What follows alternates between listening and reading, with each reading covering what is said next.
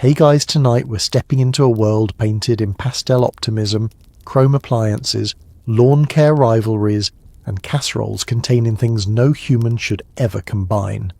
We're heading straight into the glossy, sun-bleached, anxiety-ridden paradise known as the 1950s American suburbs.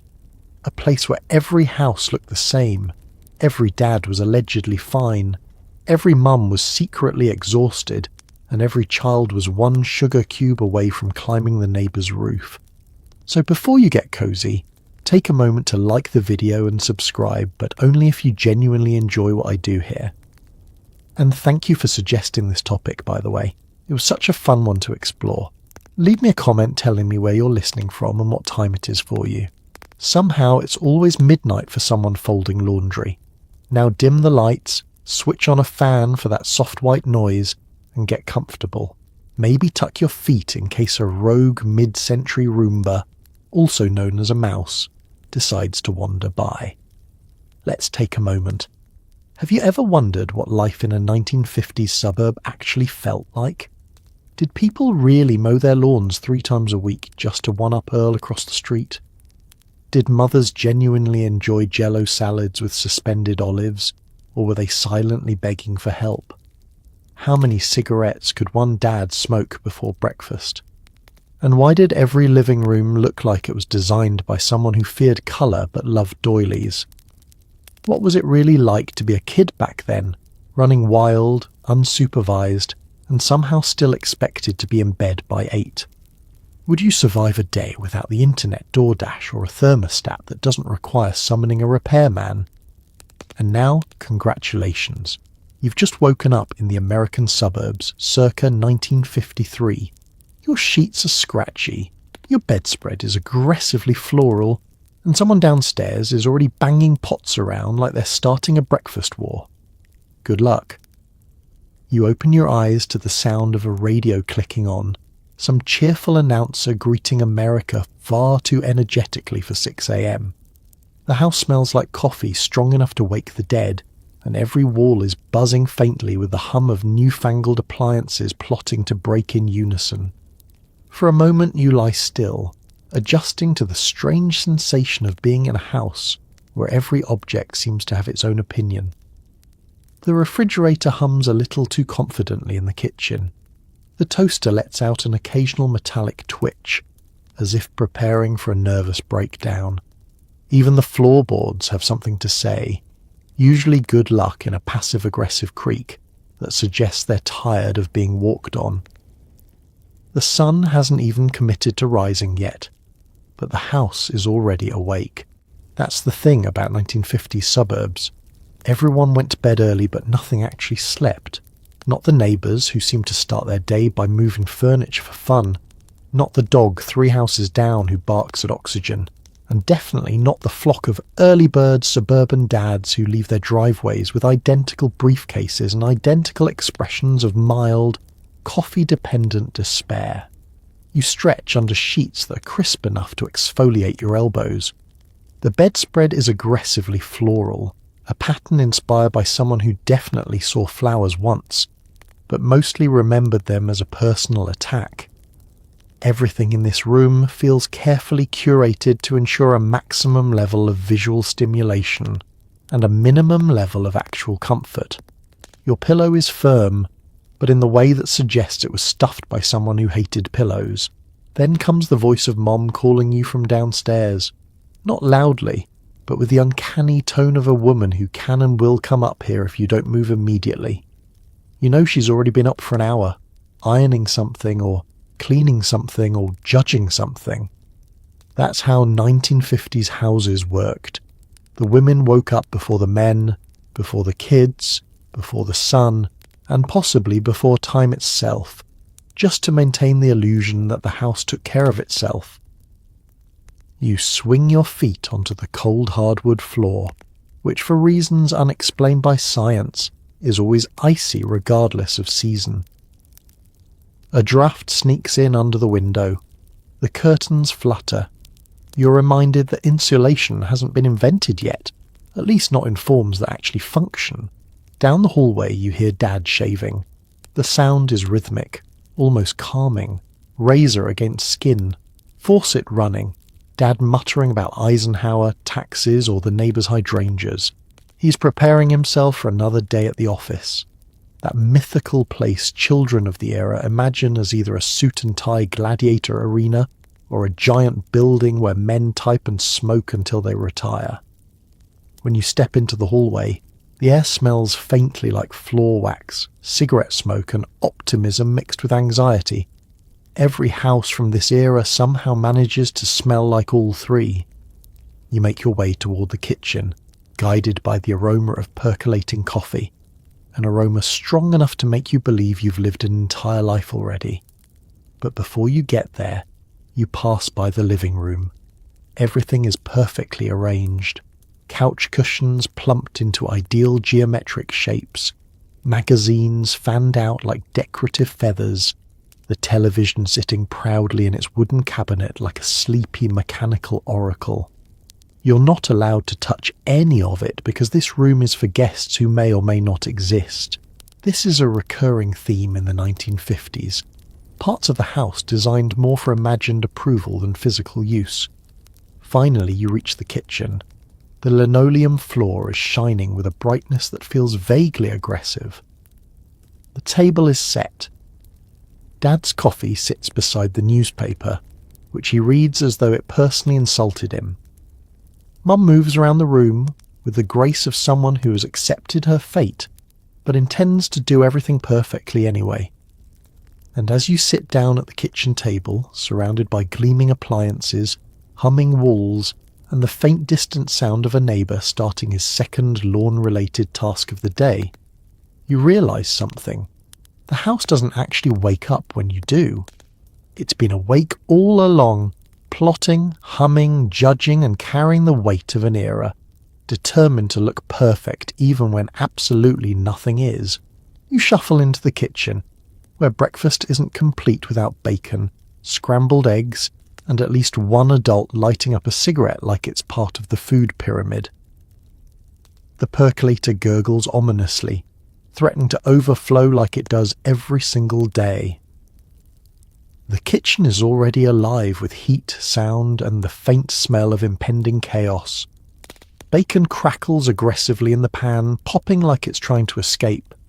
Eggs bubble away in their skillet, forming shapes that could be interpreted as either breakfast or a psychological cry for help.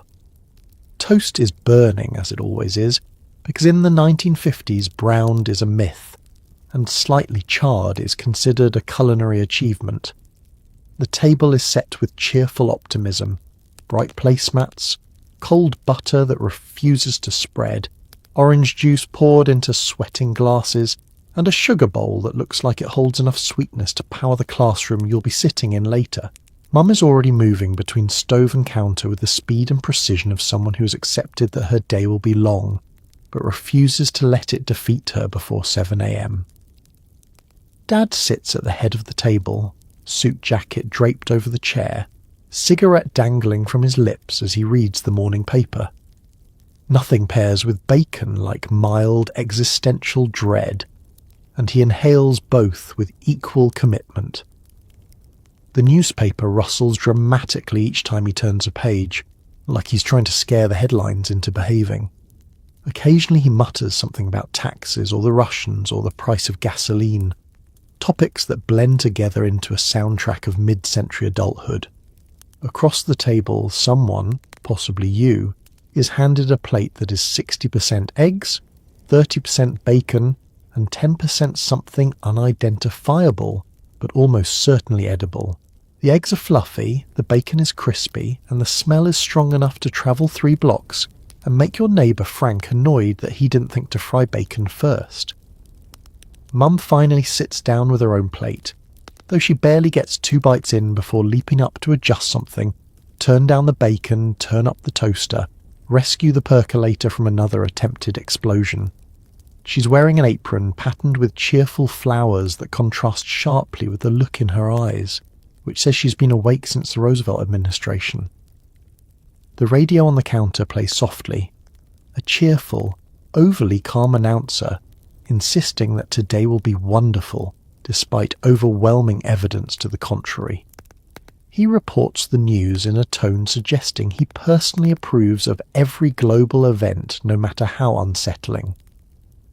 Then, without warning, the station breaks into an upbeat jingle for dish soap that promises to fix your life if you just buy enough of it.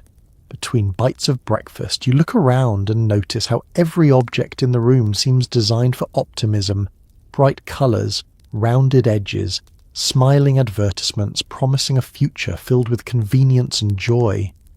Never mind that half these appliances make noises like a dying walrus.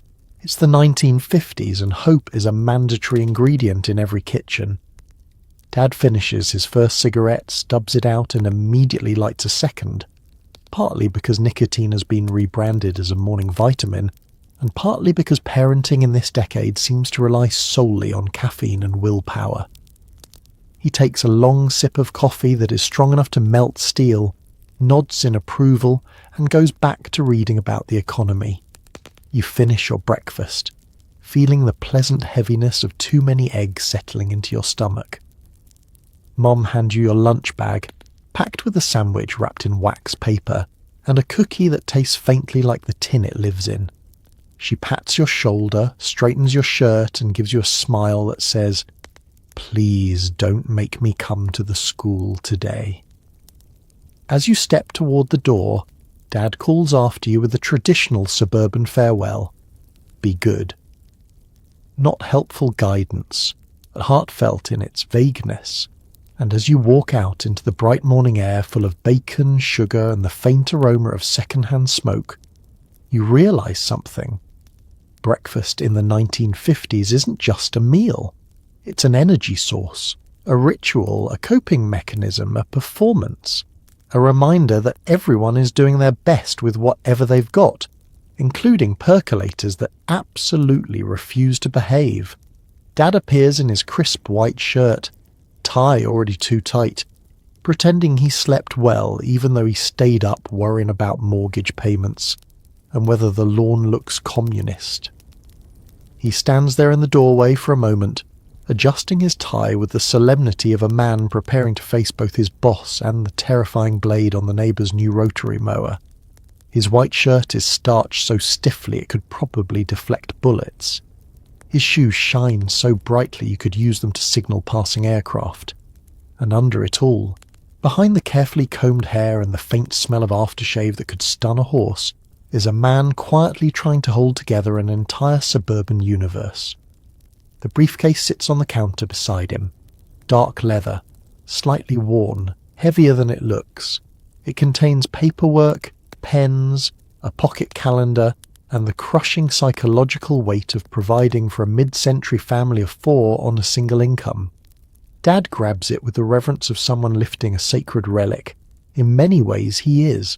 This briefcase is both his sword and his shield, except instead of slaying dragons, he's battling memos, sales calls, and Harold from accounting. He pours himself another cup of coffee, the kind brewed strong enough to dissolve emotional turmoil. He takes a long sip and nods like a man who has accepted his fate. With that caffeine, he can endure anything. Traffic, meetings, small talk, capitalism itself. This is the breakfast of warriors. Mom hands him his neatly packed lunch, another wax paper wrapped sandwich, another apple, another day. He thanks her with a soft smile that never quite reaches his eyes. The smile of a man who appreciates the gesture, but knows he will still buy a donut from the office vending machine at 10 a.m. out of sheer existential necessity. He checks his watch. Dad always checks his watch. It's practically a ritual, performed every morning even though the time never seems to change. Late enough to worry him, early enough to pretend it's fine. As he puts on his jacket, he glances toward the living room window. The neighbour, Frank, is already outside, aggressively sweeping his porch. Dad narrows his eyes, sensing competition. Frank's lawn is slightly greener this week, and Dad takes that personally. Suburban masculinity, after all, is measured in grass height and the number of tools you own but never actually use. "Swell morning," Dad mutters, sounding unconvinced. It is objectively not swell. The weather is humid, the sky is grey, and the car muffler has been making a sound like a dying moose. But optimism is part of the uniform. He steps onto the driveway and takes a moment to inhale deeply, partly to appreciate the morning air, but mostly to build up the emotional fortitude required to survive another day under fluorescent office lighting. He pats the hood of the family sedan, whispering a desperate plea for it to start without complaint. Dad does not have the funds, patience, or spiritual resilience for another visit to the mechanic. You trail behind him, watching as he loads himself into the driver's seat with the weary grace of a man who understands his role in the great suburban performance. He belongs to a generation that believes feelings are best expressed through lawn care and occasional grunts. Vulnerability is something reserved exclusively for moments when the bills arrive, or when the toaster breaks again.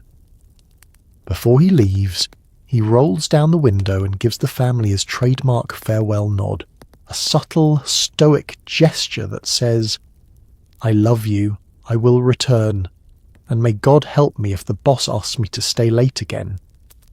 The engine coughs, rumbles, then finally settles into a shaky idle.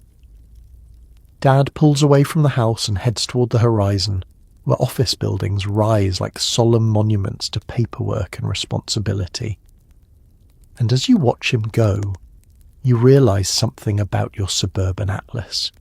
He's not just carrying his briefcase, he's carrying the house, the family, the expectations, the fears, the endless need to look put together, even when he feels anything but. Dad drives off each morning holding up a world that isn't always light, but he carries it anyway, tie too tight, coffee too strong, and heart fuller than he ever lets on. You step into a bathroom that looks like a cotton candy machine exploded. Pink tiles, mint sink, and a medicine cabinet full of tonics promising cures for nerves, digestion, and existential dread. Everything in here seems designed by someone who loved colour but absolutely hated your retinas. The tiles are glossy, the sink is cheerful, and the bathtub is a powder blue time capsule that radiates confidence despite being slightly chipped around the edges. Even the toilet wears a matching pastel seat cover, as if it too must participate in the aesthetic at all times.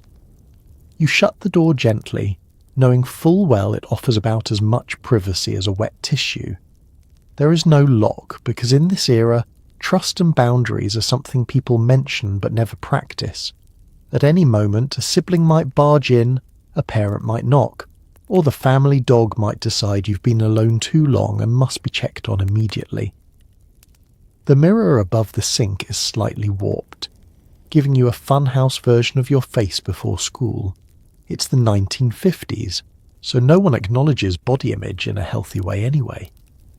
Below the mirror is a tiny chrome shelf holding an assortment of grooming tools that look like they belong more in a dentist's office than a family home. Metal nail file, tweezers with the tension of a bear trap, a comb that has absolutely seen things. And then there's the medicine cabinet. You open it slowly, half expecting confetti to fall out. Inside is a museum of mid-century medical confidence. Glass bottles with labels like soothing nerve drops, gentle stomach bitters, and headache powder. Use liberally, ask no questions. There's a jar of vapor rub strong enough to clear every sinus on the block, plus a box of bandages so rigid they could double as siding for the garage. The soap is shaped like a seashell and smells like something you'd politely pretend to like. The toothbrushes all stand in a cup together, bristles touching, like a group therapy session waiting to happen. There's a tin of tooth powder nearby, a gritty substance that promises to whiten your smile while simultaneously sanding down the enamel. You turn on the sink. It groans like it's waking up from a bad dream, and after a moment delivers cold water with the force of someone spitting. The hot water works, technically, but only after making noises that strongly suggest a ghost lives in the pipes. When it finally reaches your hands, it alternates between pleasantly warm and scalding enough to make you reconsider your life choices. Behind you, the shower curtain hangs stiffly from its rod, patterned with pastel flamingos or seashells or something else that feels vaguely tropical and deeply confusing. The curtain rings screech when you touch them, a metal-on-metal shriek that announces your bathing intentions to the entire household. Privacy is a myth. Everyone now knows you're trying to be clean. Inside the tub, you find the world's most unforgiving bath mat. It has suction cups that refuse to suction and a texture designed specifically to exfoliate your entire foot, whether you asked for that service or not. The tub faucet drips rhythmically, the soundtrack of a home slowly unravelling but doing so stylishly.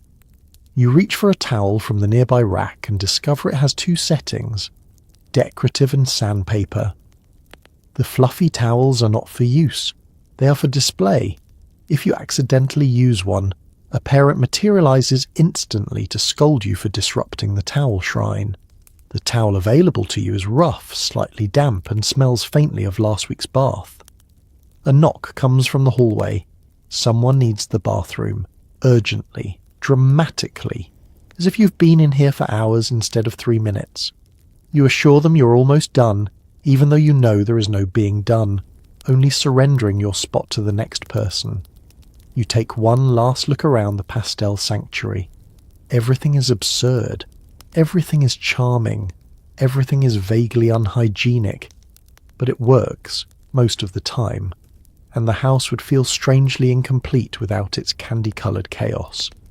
And as you step out, yielding the room to whoever is bouncing impatiently outside, you realise something. In the 1950s, bathrooms weren't just functional spaces. They were tiny battlegrounds of style, noise, obligation, and shared chaos. A place where pastel dreams met the reality of family life. And no one, absolutely no one, ever got to use the bathroom alone. Your morning routine involves hair cream with the consistency of axle grease, toothpaste that tastes like chalk, and soap that could probably strip paint off a Buick. You look down at the bathroom counter, which is covered in grooming products that look like they were invented by people who believed pain was a sign of effectiveness.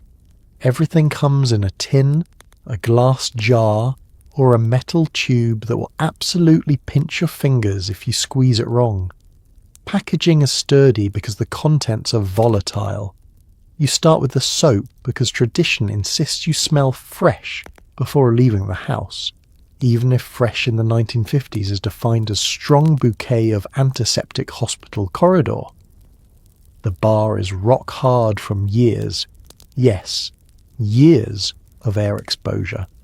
You lather it between your hands and it produces exactly one bubble followed by a burning sensation that suggests it contains industrial solvent.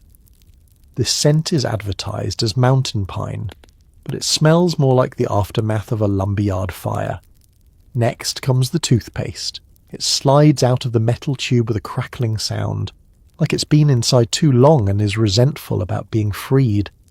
The flavour is mint adjacent, but mostly chalk with hints of sadness. You begin brushing, trying not to think about the fact that fluoride isn't standard yet, so you're brushing for the experience rather than the protective value. Every stroke feels gritty, like your toothbrush is made of tiny judgmental sandpaper elves. Then comes the hair cream. It stares at you from its tin, thick and shiny, the colour of something that definitely shouldn't go on your body.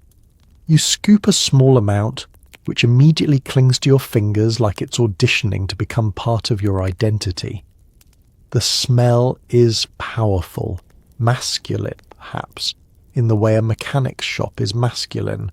You work it into your hair, creating a style that could withstand hurricane-force winds and possibly repel insects. At this point, your hands are so greasy that washing them becomes a logistical puzzle. You scrub, rinse, repeat, but the hair cream clings stubbornly. You begin to suspect that nothing short of divine intervention, or the Buick stripping soap, will remove it. You choose the latter, It burns, it tingles, it feels alive, but gradually your palms return to a natural, non-lubricated state. On the shelf beside you sits a bottle of aftershave. You're not shaving, but the bottle calls to you with its faux masculine promises of ruggedness and sophistication. It's the 1950s equivalent of cologne, a liquid that smells like spicy alcohol and regret. You open the bottle and dab a tiny bit on your neck. Instant sting. The kind of sting that makes you momentarily reconsider the nature of masculinity. You smell like every dad in 12 House Radius, sharp, citrusy, and slightly flammable. Then there's deodorant. Aerosol cans are just beginning to gain popularity, but today's option is a roll-on with the texture of cold glue. It drags across your skin like a reluctant snail. The smell is mild, powdery, and determined to lose effectiveness by lunchtime. If you're a girl, the situation is equally dramatic. Setting lotion that crackles as it dries, cold cream thicker than cake frosting, lipstick with the same waxy shine as a Crayola crayon, and a curling iron that is basically a hot metal stick you're expected to trust near your face. Beauty routines in this era are not for the faint of heart. They are quests. You glance at the bathroom mirror. Your hair is glossy and immovable. Your face smells like antiseptic mint pine citrus, an aroma that can't be found in nature. Your skin has survived multiple chemical confrontations and looks surprisingly normal, considering. A sudden knock on the door reminds you that someone else urgently needs to endure this same ordeal. You gather your products, wipe the counter, and step into the hallway smelling like a hybrid between a mechanic, a peppermint, and a freshly polished diner booth. As you walk toward the kitchen, you feel oddly accomplished. You've navigated the gauntlet. You've survived the sting, the burn, the goo, the grit. You've prepared yourself for the day with products that seem to have been invented by people who care deeply about appearance and absolutely nothing about comfort. And as you breathe in the sharp, medicinal aroma drifting from your own body, you realize, in the 1950s, personal grooming isn't about feeling good. It's about looking like you feel good, even if the products you used could probably clean an engine block. You step outside into a neighborhood so uniform it feels like a simulation. Every home proudly displaying a perfect lawn and a slightly repressed family behind the curtains. The air smells like freshly cut grass, car exhaust, and the lingering hint of eggs from someone's breakfast. If you squint, you can almost see the homeowner associations of the future forming like storm clouds. Every house on this street is a tribute to the post-war dream. Little boxes lined up in obedient rows painted in soft, friendly colours that imply stability even when everyone inside is held together with coffee and denial. You walk down the sidewalk, smooth, newly poured concrete, bright enough to reflect your worries back at you. Neighbours are already out performing their morning rituals. Mr. Henderson is hosing down his driveway, even though nothing is on it. He waves, smiling the smile of a man trying to convince everyone, including himself, that he's doing great. You wave back, participating in the daily suburban pantomime of shared cheerfulness. Every yard is manicured to an almost unsettling degree. The grass is the exact same height across the entire neighbourhood, as if one single cosmic barber trimmed them all at once. The lawns gleam with dew, and every blade stands at attention like soldiers in an absurd, chlorophyll-rich army. Children aren't allowed to run on them yet. Dog paws are strictly regulated. The lawns are sacred. Then there are the houses themselves. Matching roofs, matching shutters, matching mailboxes. If you accidentally wandered into the wrong home, you might not realise it until you saw a family portrait featuring strangers with the same haircut as your family members. Even the front doors look identical, each adorned with a welcoming wreath that says, "We are normal, and no one here has ever cried into a casserole." A breeze passes by, rattling wind chimes that somehow all play the same vaguely spiritual melody. You glance up and see Mrs. Carter peeking through her curtains, performing her morning surveillance. She pretends she's watering plants, but you both know she's trying to catch the gossip before it becomes gossip. In the 1950s, neighborhood intelligence networks operate with the speed of light and the accuracy of a poorly tuned radio. You keep walking, and soon the sounds of suburbia blend into a comforting but faintly ominous chorus. The hum of vacuum cleaners, the sputter of lawn mowers warming up for battle, the clink of glass bottles being set out for the milkman, the slap of a newspaper hitting a door with strategic force. Everything is predictable, rhythmic, dependable.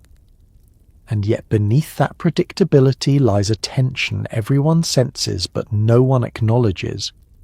Behind each mailbox, each pastel wall, each lace-curtained window is a family doing their absolute best to look perfect. Parents argue quietly about bills after the kids go to bed. Children practice smiles for school picture day. Teenagers dream of escape while polishing the chrome on their bicycles. It's a grand performance stitched together by expectations, etiquette, and the fear of being the weird house. You pass the Johnsons' house. Their son is out front bouncing a red rubber ball, the kind that will soon fly into the street, triggering Dad to sprint heroically as if saving the family honour. Across the road, Mrs. Lee sweeps her porch, even though it is, as always, spotless. Sweeping is not a chore here. It is a message to the neighbourhood that she is thriving. Every so often a car drives by, long, heavy and shiny, like a pastel battleship floating across a sea of conformity. The driver waves politely and you wave back. Everyone waves. It's required by suburban law. Refusing to wave would raise questions, and questions are dangerous here. And yet, for all its uniformity, the neighbourhood has a strange warmth. Children leave their bikes in piles on the grass. Dogs trot freely as if elected mayor. Someone always bakes something, and someone always shares it. Neighbours gather on porches, exchanging small talk and borrowing sugar as though it's a currency. You take a deep breath. Beneath the identical exteriors, the people aren't identical at all.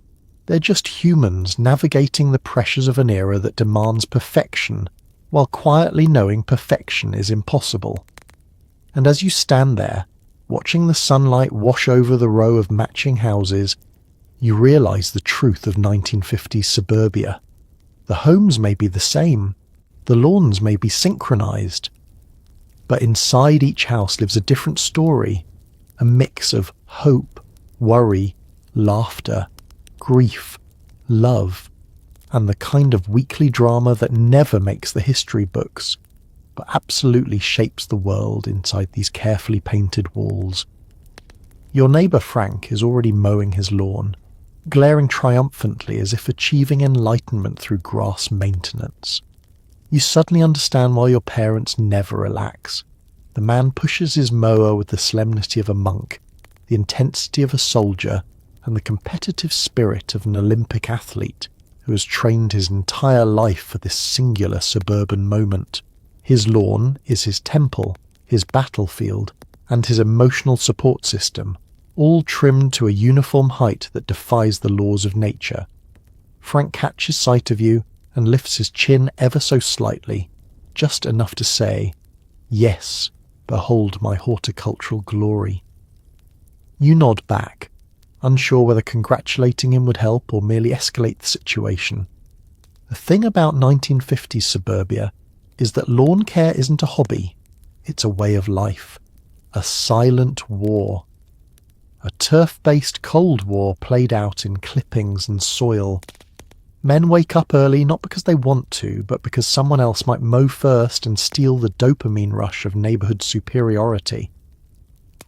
Your own father steps outside moments later, sees Frank mowing, and freezes.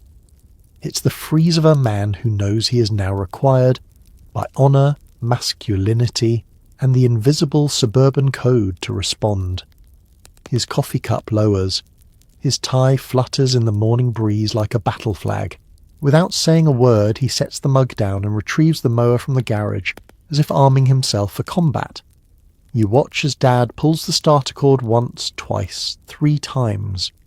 The mower sputters, coughs, then roars to life with the dramatic flourish of an old man finally sitting up from a nap. Dad begins mowing with renewed purpose, eyes narrowed, shoulders squared. This is no longer yard maintenance. This is war. You observe the rituals unfolding. Lawn mowing must be performed in straight lines, never diagonal, never chaotic. A man's honour is measured in the precision of his stripes. Dad pushes the mower with robotic determination, occasionally glancing over at Frank to see if he's watching. Frank pretends he isn't, but his eyes flick over every few seconds, tracking Dad's progress with the vigilance of a hawk monitoring rival territory.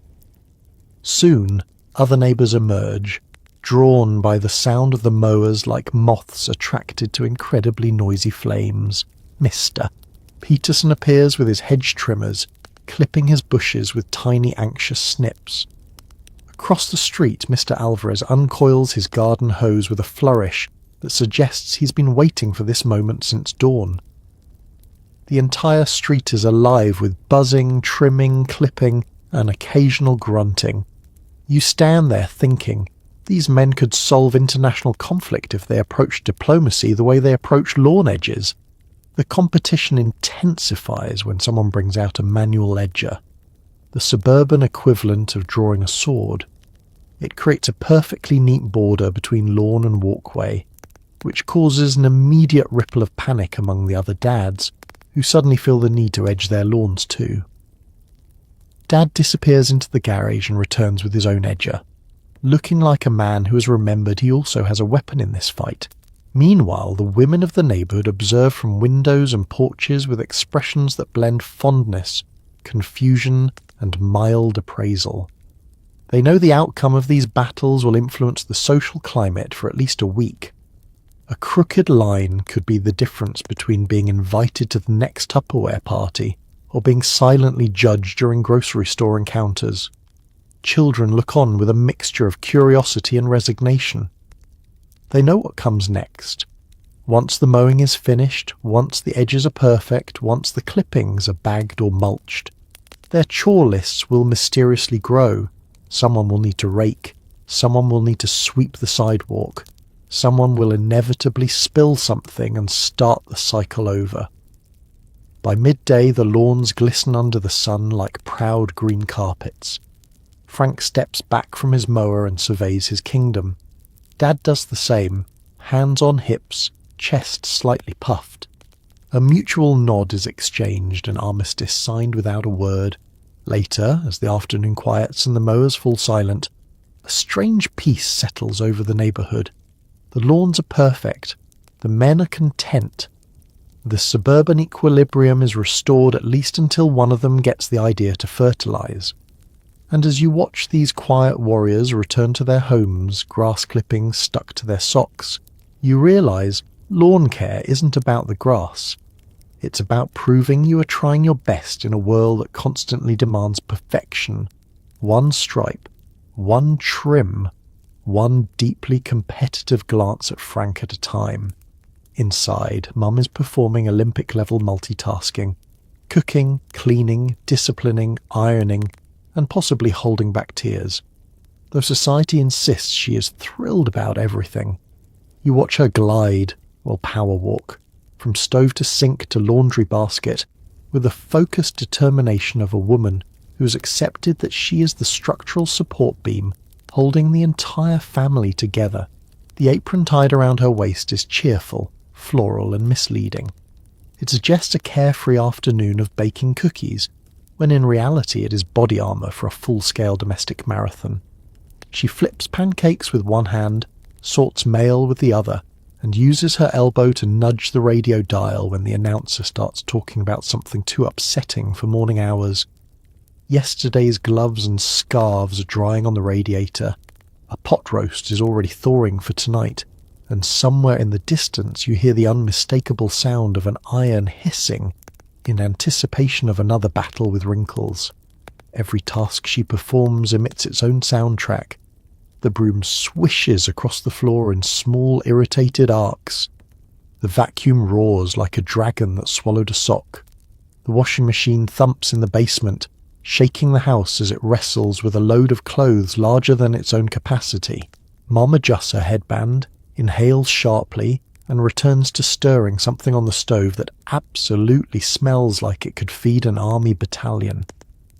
Meanwhile, the phone rings, the rotary phone, which has all the urgency of a time bomb because you never know who's on the other end. A neighbour, a relative, a telemarketer, a PT, a mother who just wanted to remind everyone about the bake sale. Mum answers with a voice so sweet it could make Honey jealous, even though you can see the exhaustion flicker across her face like a porch light in a storm. When she hangs up, she heads straight for the ironing board. Ironing in the 1950s isn't a chore, it's a sport. A test of strength and endurance, involving dangerously high heat and the constant threat of burning your fingers or your sanity. Mum smooths out shirts and dresses with precise, almost military movements. She presses collars as if the future of the nation depends on crisp edges.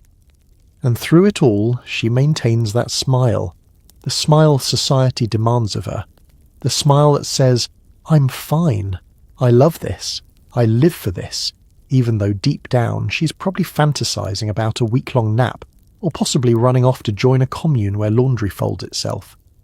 In between chores, she corrals the younger kids with the efficiency of a seasoned general. No running in the house. Put that down. Yes, you have to go to school. No, you cannot have a third bowl of cereal. She disciplines with one hand while flipping a grilled cheese with the other. She negotiates sibling disputes like a diplomat brokering peace between nations that threw crayons at each other 5 minutes ago. Her days are long, repetitive, and wildly underappreciated. Yet she performs each task with pride because that's what the era demands. A mother must be strong but soft, tired but tireless, capable but quiet about it. She's expected to maintain a home so spotless it could be featured in a magazine, raise emotionally stable children in a time when no one spoke about emotions, create meals that meet nutritional standards invented by people who have never cooked, and be ready to greet company at any moment with perfect posture and fresher lipstick than should be legally required. You watch her for a while, absorbing the rhythm of her routine, the clatter of dishes, the rustling of laundry, the faint hum of a woman who never stops moving, because if she does, something might fall apart, and not just the casserole. And yet, beneath the exhaustion, there's a quiet power, a pride, a resilience born from love and necessity. She knows her work keeps this household spinning. She knows that without her, breakfast would be chaos, shirts would be wrinkled, and the family schedule would collapse into a black hole. She may be under pressure, underappreciated, undervalued, but she is unbreakably strong. As she wipes her forehead with the back of her hand and offers you a tired but genuine smile, you realise, in the 1950s, mums aren't just homemakers. They're the unsung superheroes of suburbia, holding the world together with bobby pins, casseroles, and a smile sturdy enough to survive anything, even the PTA. You accompany Mom to the grocery store, a fluorescent wonderland where canned goods dominate every aisle, and you're fairly sure half the food is just salt held together by marketing. The automatic doors slide open, releasing a gust of air so cold it feels like the store has its own microclimate. Inside, everything gleams, polished floors, towering displays, and signs promising deals that may or may not be real. Mum grabs a cart, one with a squeaky wheel, because that is the law of grocery stores, and begins her journey with the determination of a woman racing against the clock, the budget, and her own sanity. The first aisle greets you with an ocean of canned vegetables. Peas, corn, beans, carrots, entire gardens captured in metallic cylinders, destined to taste vaguely of tin. Every can brags about convenience, nutrition, and long shelf life, though you suspect the vegetables inside are barely clinging to their identities. Mum tosses them into the cart with the practiced efficiency of someone who knows exactly what she needs and precisely how far her weekly budget can stretch. Next comes the cereal aisle, a brightly coloured temple of sugar. Cartoon mascots grin at you with suspicious enthusiasm, offering prizes that are definitely choking hazards. Mum will allow a box of something wholesome, but only after you endure a lecture about tooth enamel, hyperactivity, and not letting marketing make you foolish. You nod solemnly, knowing full well you will inhale that cereal in 2 days. Further down, the store's soundtrack shifts to the hiss of refrigerated cases. You approach the dairy section, where milk bottles stand at rigid attention and butter is wrapped like tiny gold bars. The refrigeration fogs the glass, making everything appear slightly mystical, like treasure hidden in a frosty cave. Mum inspects the expiration dates with the intensity of a detective solving a cold case. Then there's the meat counter, guarded by a butcher who wears a white apron stained with the history of 1,000 pork chops. He greets Mom with a friendly nod, offering deals fresh as this morning, even though you suspect he says that at all hours. The slabs of beef, chicken, and unidentifiable cuts glisten under harsh lighting. Everything looks faintly intimidating, like it's challenging you to a duel. Mum selects a moderate package, enough to feed the family without requiring her to auction off furniture. The middle aisles are where she becomes truly strategic. Flour, sugar, Crisco, Jello mix. She knows the price of everything down to the penny. You watch her compare labels, frown at inflation, then mutter something about how store brands are the same thing with cheaper outfits. Into the cart they go, and then you reach the frozen food section, the futuristic realm of icy promise. Boxes of TV dinners display meals arranged in perfect little trays, each compartment brimming with colour and optimism.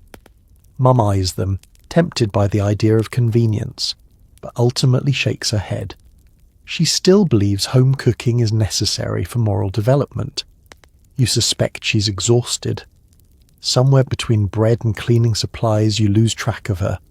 Grocery store mums move fast. They duck into aisles with ninja-like skill, scanning sales, hunting bargains. Eventually you find her by following the sound of a cart rattling slightly too aggressively. She has acquired coupons. Things are about to get intense. In the checkout line, Mum stacks items with mathematical precision. Heavy things first, then fragile ones, then bread like a soft crown atop the tower. The cashier rings everything up with the speed of a pianist performing a concerto.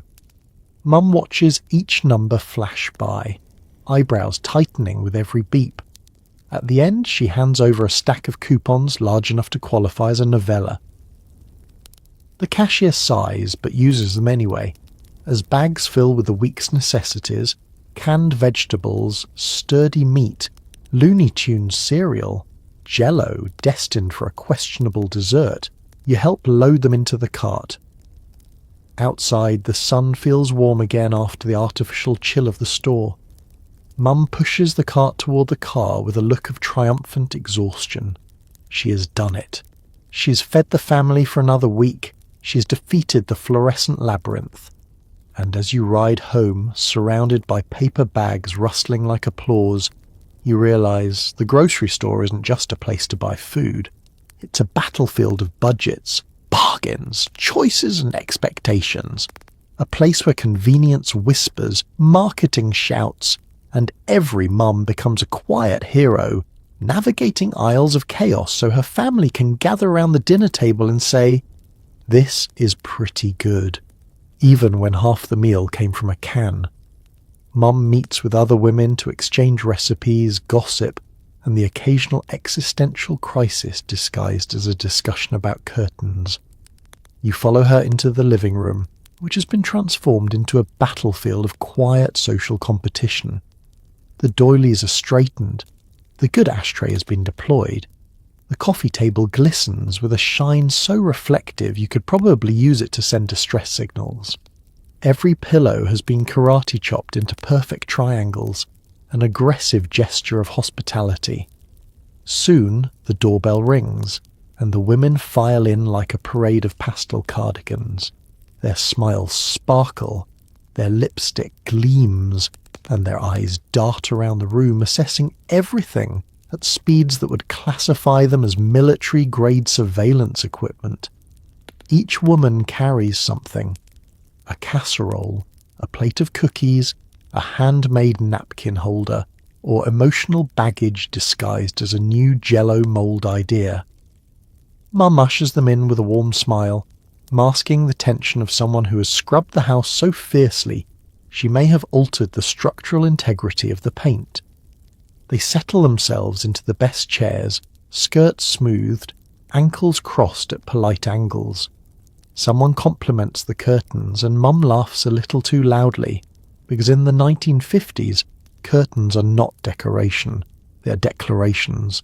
They announce to the world whether you are thriving or barely holding it together. The conversation begins lightly. Recipes are exchanged as though they are state secrets. "Oh, it's my mother's," someone says, casually handing over a card that contains instructions so vague it might as well read, "Just do your best and pray." Another woman insists there's no miracle more powerful than adding condensed soup to anything. Heads nod. This is doctrine. Then the gossip begins, softly at first, like wind rustling through the leaves. Who bought a new washing machine? Who's behind on their bills? Who put their trash out on the wrong day and is clearly spiralling emotionally? You sip lemonade and watch these women weave a tapestry of suburban intelligence. The men think they run the neighbourhood, but these women know everything. Mum leans in to share her own tidbit, but another woman interrupts with a story about Mrs. Callahan's scandalous new haircut. Apparently, it's shorter than shoulder length, which in 1950s suburbia is basically the equivalent of announcing you've joined a rebellion. The air grows thick with sugary treats and polite tension. Compliments begin to bounce around the room like decorative bullets. "Oh, I love your blouse. Oh, your house looks bigger than the last time. Oh, is that a new recipe?" How brave! Every phrase is layered with meaning. None of it is accidental. Eventually the meeting shifts into its true purpose, solving the emotional crises no one is allowed to name. Someone mentions being tired, and suddenly everyone nods with the seriousness of philosophers contemplating the human condition. But instead of saying life is overwhelming, they say things like, "Sometimes I think my dryer isn't drying like it used to." Mum murmurs sympathetically. Everyone understands the code. Someone suggests they all try a new crafting project together, because nothing distracts from the crushing expectations of domestic life, like gluing felt onto other felt. Another woman politely declines because she has too much to do, which is suburban shorthand for "I'm hanging on by a thread." They eat cookies, perfect little creations shaped like flowers or stars or abstract interpretations of exhaustion. You take one, it's dense, possibly a weapon. As the afternoon winds down, the women gather their coats and casseroles, each leaving with a new recipe card, slightly bruised ego, or fresh gossip to distribute like pamphlets. Mum waves as they go, smiling warmly until the door shuts. Then she sighs, one long exhale that carries relief, fatigue, and the unspoken truth that these gatherings keep her sane, even when they nearly drive her insane. You look at her, still holding a plate of cookies that taste like sugar and suppressed ambition, and you realise women's social clubs aren't just meetings, they're survival groups. Emotional triage dressed up in pearls, a place where women build community, vent subtly, support quietly, and wage tiny domestic wars with grace. And through it all, they keep smiling, because in the suburbs, the show must always go on. You roam miles from home on your bike, no helmet, no sunscreen, and no adult supervision, just vibes, scraped knees, and a peanut butter sandwich in a wax paper bag. Your bike wobbles slightly as you gain momentum, the metal frame rattling with the determination of a machine built before safety standards were invented.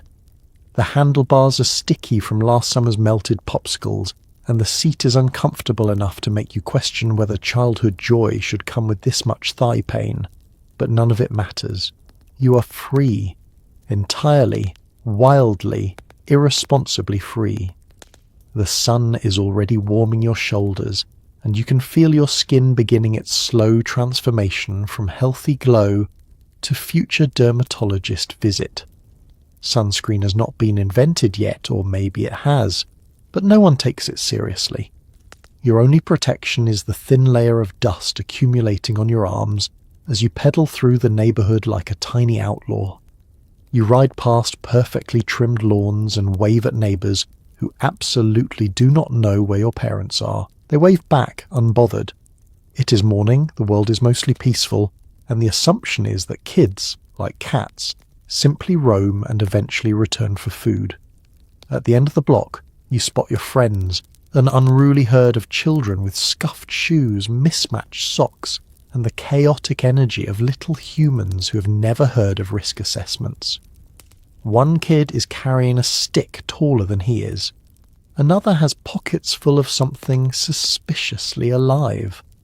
A third has clearly stolen a roll of caps for his toy gun, judging by the faint smell of a gunpowder trailing behind him. Together, you head toward the woods at the edge of the neighbourhood, where danger and imagination mingle freely. The trees loom above you like ancient guardians of questionable decision-making. Birds chirp overhead. A creek babbles nearby, daring you to fall in. Someone suggests building a fort. Someone else suggests catching frogs. The loudest kid suggests doing both at once.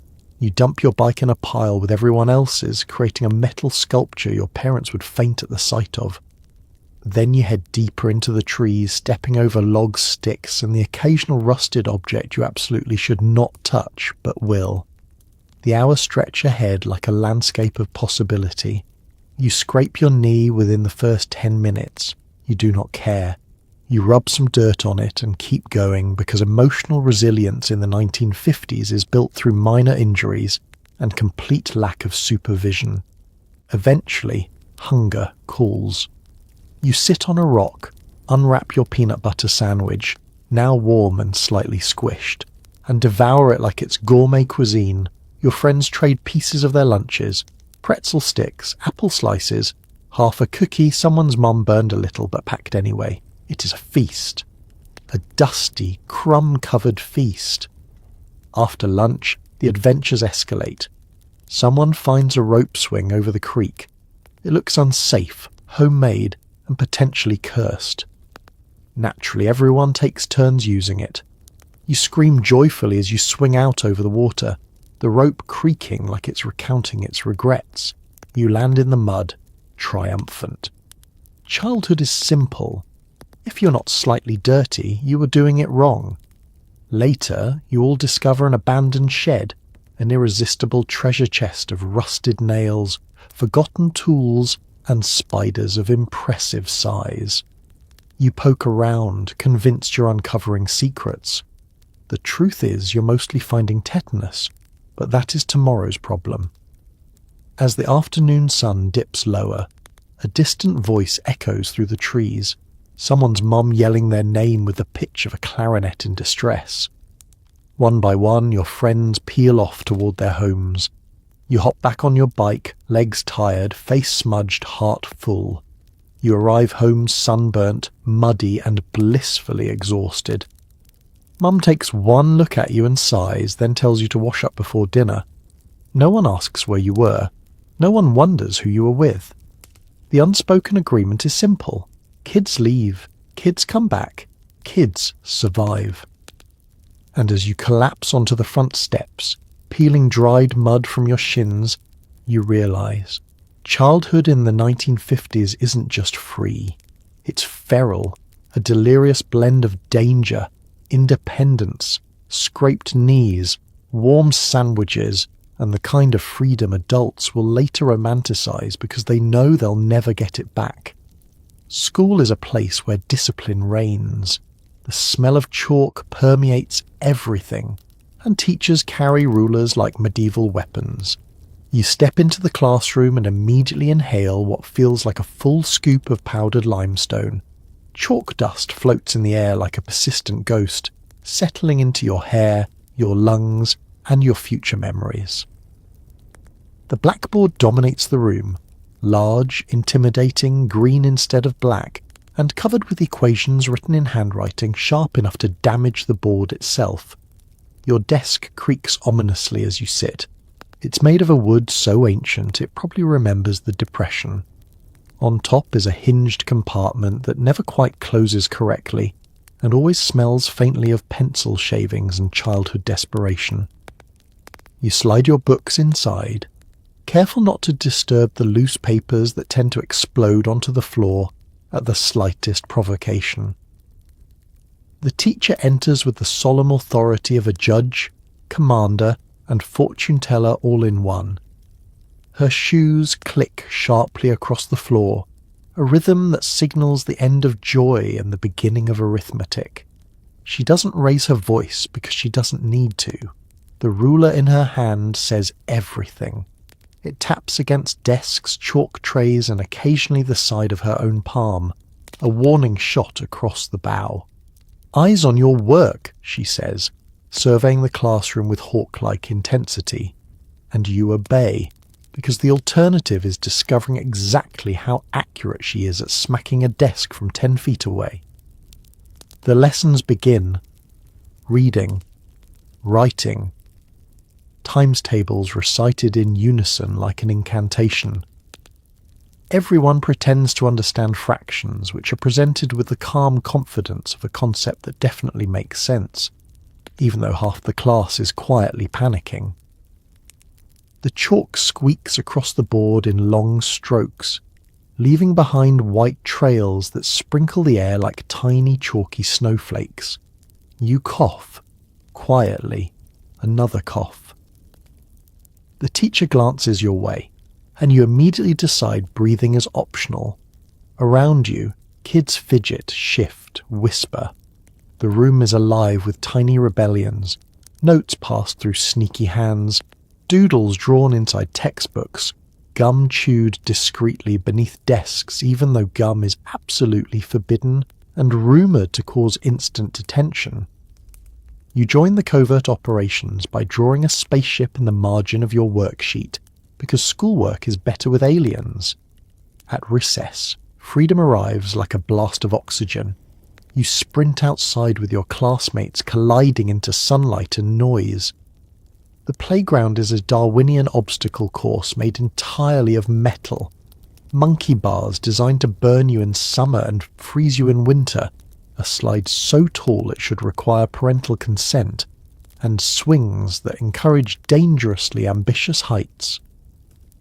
Children race around barefoot, shrieking with a kind of reckless abandon that would give modern parents heart palpitations.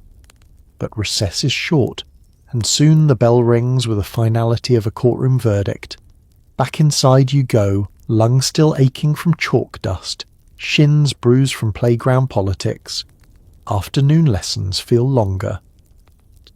The teacher reads aloud from a textbook that seems older than she is. History class tells tales of explorers with impossible bravery, while social studies insist the future will be full of flying cars and polite international cooperation. A wildly optimistic stance for any decade. At some point, someone inevitably misbehaves. A whisper too loud, a paper airplane seen mid-flight. The teacher pauses, every head turns. A silence falls so heavy it might crack the floor. She says the student's name in a tone that could extinguish the sun. The offender is sentenced to standing at the front of the room or writing lines, which is the 1950s version of psychological warfare. By the time the final bell rings, you feel older, wiser, and coated in a fine layer of chalk that you will continue shedding for days. You gather your books, shove them unceremoniously into your bag, and shuffle toward the door with the slow, triumphant exhaustion of someone who has survived something. Outside, the air smells fresh again. Grass, sunshine, and freedom, clearing out the chalk fog still clinging to your lungs. Other kids pour into the street, celebrating the end of another academic battle. The world feels bigger again, brighter, less full of rulers. And as you walk home, you realise school in the 1950s isn't just a place to learn. It's an endurance test, a training ground, a chalk-dusted arena where children navigate discipline, social hierarchies, and the terror of long division, all while trying to avoid a ruler that is allegedly just for pointing, but everyone knows better. You navigate a playground made of metal bars, sharp edges, and questionable engineering, every surface hot enough to fry an egg by June. It is a place forged not for children, but against them. A glittering metal coliseum shimmering under the sun like a warning. Every structure here has the energy of something designed by an engineer who wanted to teach children about gravity, friction, and emotional resilience all at the same time. And yet this is paradise. This is freedom. This is recess. First, there's the slide, the towering silvery behemoth that stands proudly at the centre of the playground like a monument to poor impulse control. It rises high above the sandpit, daring children to climb its ladder, a ladder composed entirely of thin metal rungs heated to temperatures usually associated with molten lava. You grab the rails, feel the burn, and make a split-second decision. Keep climbing, because social status depends on it. When you reach the top, the view is incredible. You can see the whole schoolyard, the baseball field, the swings swaying ominously, and 40 children all yelling at the same time. Then it's your turn to slide. You sit legs straight, hands gripping the sides. The metal is so hot it sears through your shorts, but you commit. Down you go, picking up blistering speed, your hair blown back, your soul leaving your body. You hit the bottom with the force of a small explosion, skidding into sand that immediately fills your shoes. A triumph, a rush, a light concussion maybe, but worth it. Next, the monkey bars. A series of metal rings hung at a height just tall enough to terrify you, but just short enough to shame you if you refuse. Every kid eyes them with reverence and fear. You grab the first bar. It's hot, slippery, and carries the faint scent of every child who has ever fallen from it. You swing hand over hand, the bars rattling like an old train car, until your arms feel like they are detaching from your body. Falling means landing in sand, which, today, feels like a warm, gritty frying pan. You push through. You make it. You are a champion. Nearby sits the seesaw, an instrument of emotional negotiation. Two children must agree to cooperate, something that almost never happens. One kid inevitably outweighs the other, turning the seesaw into a medieval catapult. You sit on one end, gripping the handle with the sincerity of someone drafting a will. Suddenly the other child slams down, launching you skyward with enough force to momentarily glimpse the curvature of the earth. You crash back down with the thud that rattles your teeth. Both children laugh. This is considered fun. Then there's the merry-go-round, an innocent-looking round platform that doubles as a centrifuge for testing human limits. Children cling to the bars while others sprint alongside it, pushing faster and faster until the laws of physics file a complaint. You hop on, gripping tightly as the world begins to blur. You feel the pull of centrifugal force tugging you outward, begging you to let go and experience aerial flight. Someone falls off, someone else throws up. The rest cheer. Meanwhile, the swings sit in a quiet row, long chains gleaming in the sun like tiny steel interrogation tools. You hop onto one and pump your legs, rising higher and higher, the wind whipping through your hair. There is always one child determined to swing high enough to loop over the bar, a feat physically impossible, yet passionately believed. The lunch monitor blows her whistle. No one listens. The playground rules written on a faded wooden sign are laughably optimistic. No running, already broken, no pushing, impossible. Take turns. A myth. Kids run in packs, forming alliances, staging games of tag that span the entire blacktop, inventing new sports that involve nothing but a ball and a willingness to ignore pain. Recess ends with a shrill whistle blast, summoning everyone back inside. Children stagger off the playground like survivors of a very cheerful battle, knees scraped, hands blistered, hair wild, shoes filled with sand, hearts full. And as you walk back into the classroom, still tingling from adrenaline and heat stroke, you realise the playground isn't just a place to burn energy, it's a proving ground. A chaotic, sun-scorched arena where children test physics, courage, balance, and the limits of their childhood bodies, and somehow emerge stronger, dirtier, and absolutely thrilled to do it all again tomorrow. You plop yourself in front of the TV, hypnotised by cowboy shows so dramatic they might as well be operas for 10-year-olds. The screen flickers to life, a soft electric hum filling the living room like the purr of a content cat. The picture wavers for a second, light, dark, light again, before settling into a grainy black and white world where justice is delivered by men in oversized hats and horses with suspiciously good comedic timing. The sound is slightly fuzzy, as if the TV is whispering from another dimension. But you don't care. You're in the zone. You're not just watching cowboys. You are one. You sink deeper into the couch, the cushions swallowing you slowly, like quicksand made of upholstery. This couch has texture, real texture, the kind that leaves patterns on the backs of your legs. You have no intention of moving. The world could be ending outside, but inside, a sheriff is confronting an outlaw in melodramatic slow motion, and that takes priority. Your school bag lies abandoned near the door. Homework sits inside, radiating guilt, but it's no match for the pull of afternoon television. The TV doesn't judge you. The TV doesn't ask for fractions. The TV says, stay here. Watch this overly intense showdown. You deserve this. A commercial break erupts, sudden, loud, aggressively cheerful.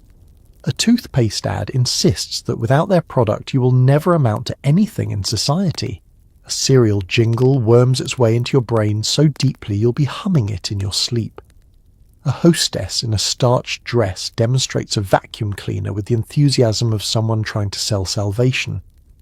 Every commercial is a mini-story, a moral lesson wrapped in jingles, promises, and questionable nutrition claims. Then back to the cowboys. The camera zooms dramatically on a pair of squinting eyes. You lean forward. The hero's horse snorts. You lean even more forward.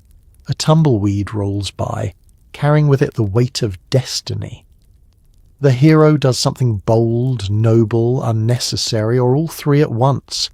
The villain does something dastardly, predictable, and strangely relatable. The music swells like an orchestra learning its instruments in real time. By now you are fully sprawled across the rug, the static warmth of the TV screen bathing your face in a glow that screams childhood. You rest your chin on your hands. You consider, briefly, that life in the Wild West seems stressful. Dust storms, bandits, cacti. But then you remember that cowboys never have homework, and suddenly the Wild West feels appealing again. Behind you, Mum works in the kitchen. You hear pots clanking, the rhythmic beat of a wooden spoon tapping a bowl, and the occasional sigh of someone contemplating whether dinner will cook faster if she stares at it. But she doesn't check on you, she doesn't hover. The TV has you, and for this hour that is enough. The show shifts. Now a quiz program hosted by a man with hair so glossy it could double as a mirror. Contestants answer questions with the confidence of people who slept more than you did last night. You yell the answers at the screen even when you're wrong. Especially when you're wrong. Another commercial promises a toy that will change your life forever, even though it's just a plastic cowboy that falls over if you breathe on it. You stare, mesmerized, convinced this toy will unlock new meaning in your existence. You vow to ask for it repeatedly until your parents give in, or mysteriously lose their hearing. Then, as the late afternoon sun slants through the window, turning dust motes into glitter, something magical happens. You start drifting. Not quite asleep, but deeply lulled. The narrator of yet another cowboy show drones on about frontier justice. Your eyelids droop. The warmth from the TV and the soft buzz of the room wrap around you like a blanket. By the time Mum calls you for dinner, you're not sure if you actually watched anything, or if the TV simply hypnotized you into a peaceful stupor. You peel yourself from the carpet, dazed, blinking like a desert traveller emerging from a sandstorm. And as you shuffle toward the dinner table, one truth settles comfortably into your tired bones. After-school TV isn't entertainment, it's therapy. A black and white babysitter raising an entire generation of sunburnt, exhausted children, so their parents could have one single hour of silence. And honestly, it works. Dinner involves some unholy mixture of noodles, tuna, and crushed chips, baked into something that is either comfort food or a cry for help. You stare at the bubbling masterpiece on the table, its surface shimmering beneath a layer of potato chips that have sacrificed their crunch in the name of domestic duty. The smell is complex, warm, a little fishy, slightly burnt around the edges, the kind of smell that could either hug your soul or haunt your dreams. It's impossible to know which until you take the first bite. Mum sets the dish down proudly, as though unveiling a sculpture she created in partnership with a divine but chaotic muse. In the 1950s, casseroles are not just meals, they're cultural events. They say, I fed my family, I stretched my budget, and I used every canned ingredient in the pantry because that's how we survive around here. Dad sits at the head of the table, loosens his tie, and picks up his fork with the solemnity of a man preparing for battle. The casserole stares back. It crackles faintly. Someone, probably you, wonders if it's alive. Dinner begins with the typical rituals, Grace is said. Plates are passed. A sibling immediately complains. Mum gives a look that could freeze lava. The complaining stops. The casserole is served, steaming and unapologetic. You take your first bite. It is surprisingly good. Or maybe your taste buds have been conditioned by years of exposure to canned soup. The noodles are soft, the tuna provides protein, a word adults whisper reverently, and the chips on top offer a textural experience best described as confused but willing. Each bite feels like a warm handshake from someone wearing wool mittens. Dad eats with gusto because hunger trumps skepticism. He dives in, occasionally making a pleased grunt that doubles as encouragement for everyone else. Mum watches the table with quiet satisfaction, hoping no one notices the experimental ingredient she added from a magazine recipe titled Feed Your Husband Faster. The conversation is a predictable whirlpool. How was school? Fine. What did you learn? Nothing. This exchange satisfies the requirements of parental engagement for the evening. Your siblings kick each other under the table, performing a silent ballet of aggression that only ends when someone yelps loud enough to attract attention. Dad raises an eyebrow. All kicking ceases immediately. The casserole witnesses everything. Halfway through the meal, Mum mentions that there's gelatin salad in the fridge for dessert. She says this like she's offering treasure, and perhaps she is.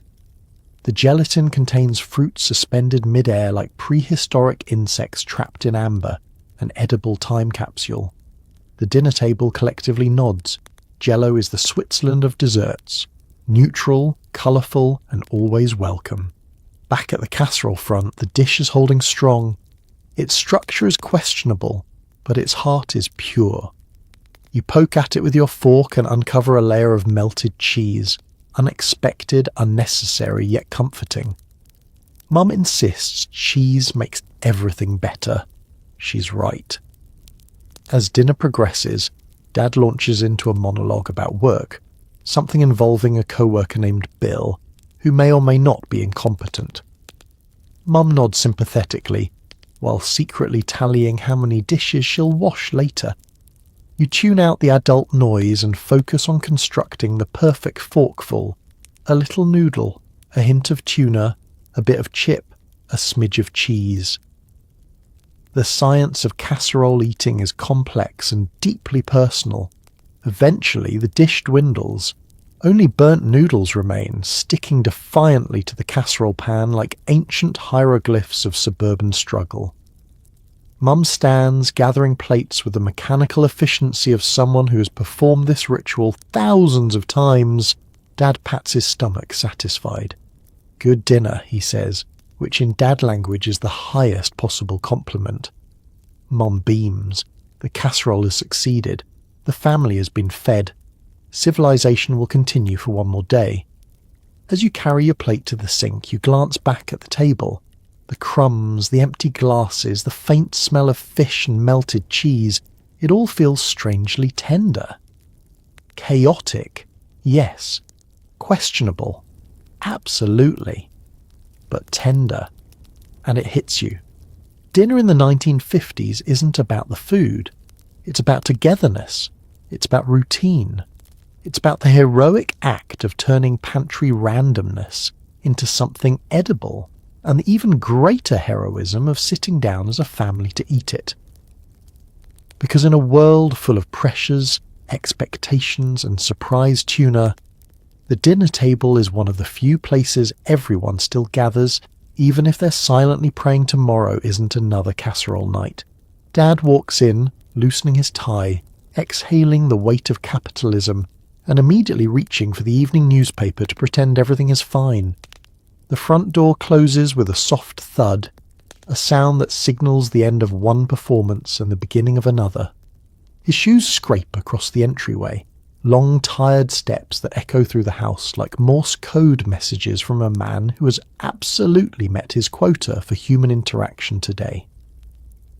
The leather is worn in the exact places where stress settles, the toes, the heels, the places where he braces for the next meeting that should have been an email if emails existed yet. He hangs his hat on the hook. It droops slightly, mirroring his posture.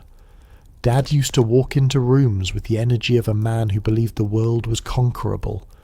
Now he walks in like someone who was conquered instead, by paperwork, deadlines, and a boss who pronounces his name wrong. Mum greets him warmly, offering that trademark smile that says, "I'm glad you're home, but also please don't ask me what the children have done today." Dad nods, squeezing her shoulder gently. This is their daily exchange. Brief, tender, efficient, a moment of calm in a house that is almost always one sibling quarrel away from chaos.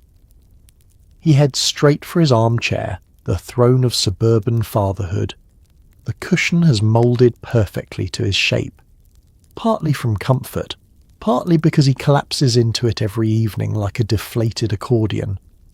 The newspaper is already waiting for him, folded with the precision of a man who believes information is best consumed in orderly columns. He flips it open with a dramatic rustling sound that could frighten small animals. Headlines scream about politics, foreign affairs, inflation. Dad doesn't read most of it. He scans. He grunts. He sighs. It is the sacred ritual of pretending to absorb current events while actually decompressing from the office. Every so often, he mutters something about Eisenhower, or how gas used to be cheaper, which is impressive given that gas is still practically pocket change. Nostalgia comes early for men of this era. often by 5 p.m. sharp. But even in his sanctuary, Dad is not entirely off duty. A child appears at his side holding a school paper, desperate for praise or forgiveness. Another hovers behind the chair, clearly having done something they hope Dad won't notice until after dessert. Dad sets the newspaper down with reluctant authority and offers sage advice, or vague advice, depending on his energy levels. "Just do your best," he says, a phrase designed to solve everything while solving nothing. After a few minutes, he attempts to stand. The chair resists, as if trying to keep him from facing adulthood again. Eventually he escapes and wanders toward the kitchen, following the scent of dinner like a cartoon character floating toward a fragrant pie. He lifts lids, pokes at pots, asks, "Smells good. What is it?" in a tone suggesting he might not emotionally survive if the answer is another casserole. Mum shoos him away. He retreats to the doorway, leaning his shoulder against the frame in a pose that says, "I am helping by being present." He watches her work, admiration and exhaustion mixing in his eyes. When dinner is served, Dad sits at the head of the table, shoulders squaring out of habit. This is the one place he still feels undeniably important. He passes plates. He asks the children about their day, bracing himself for answers involving recess injuries, playground betrayals, or something a teacher said that he doesn't fully understand but nods through anyway.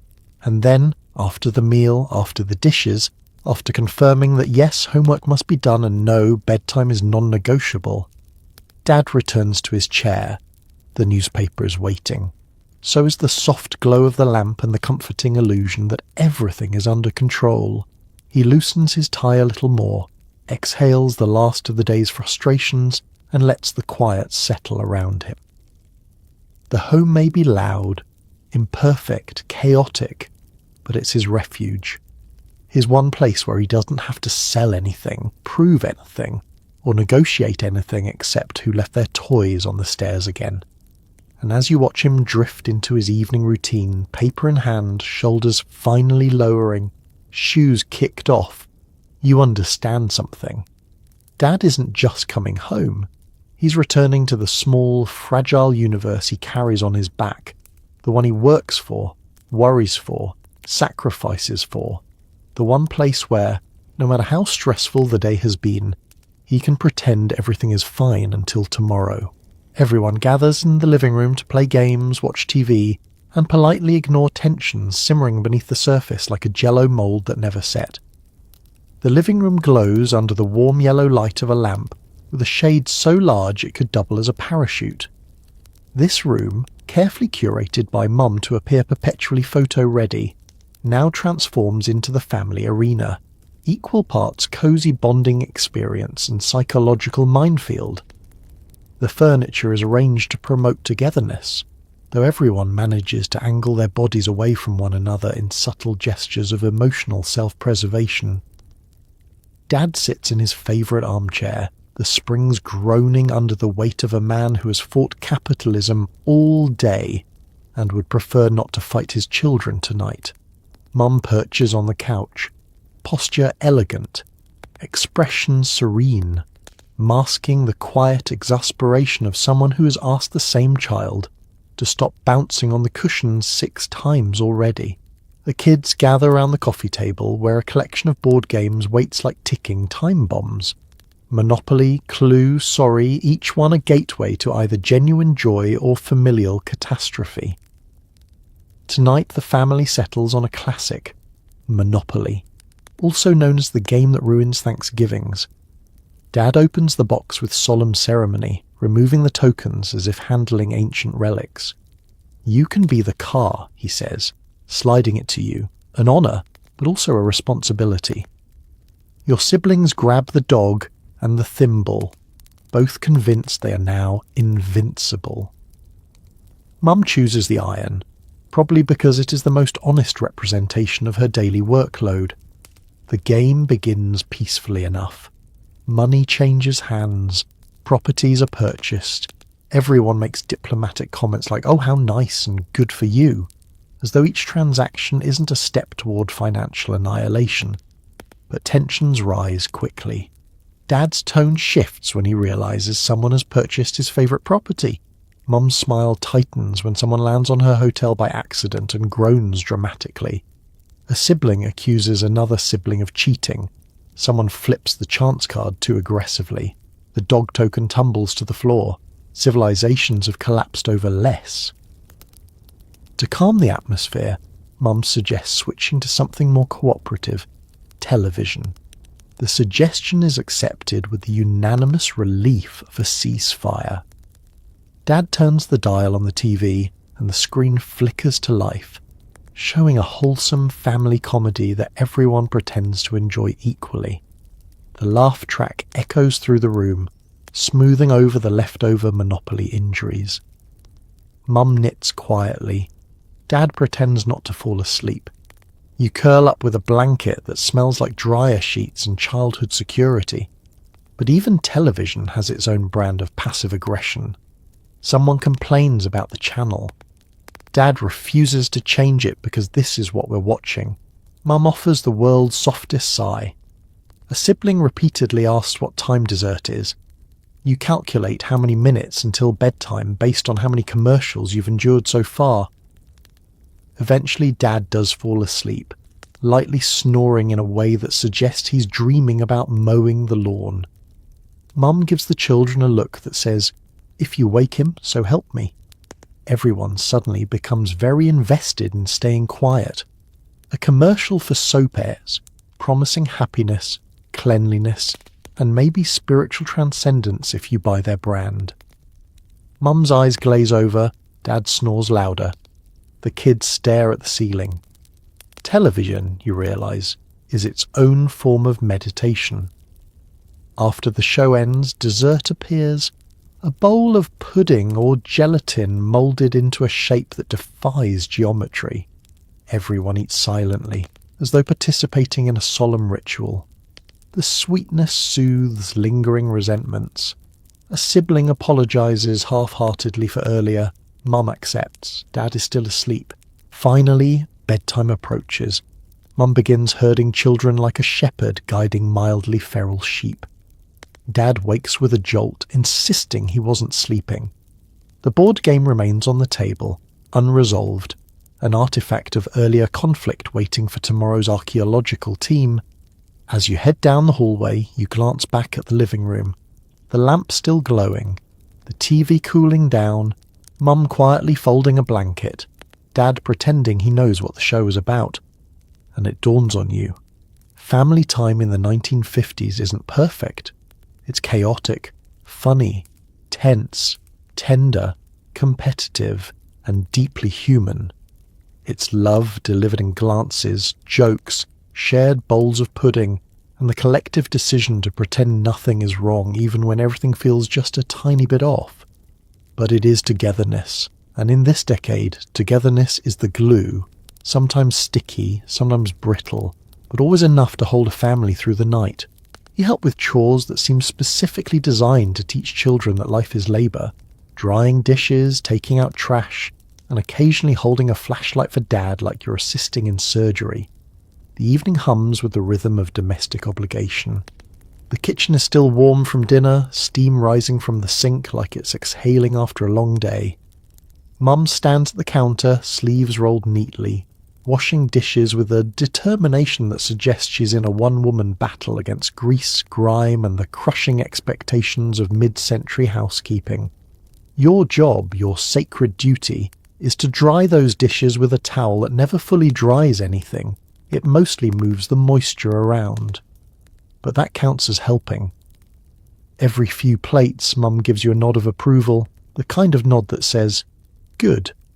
You're learning responsibility," even though you're pretty sure you're just learning how to stack bowls in a way that won't lead to an avalanche at 11 p.m. Next comes the trash, or an odyssey.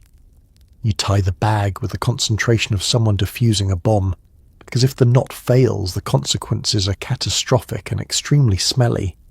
You haul it outside like a tiny disgruntled dock worker, feeling the bag shift ominously in your hands.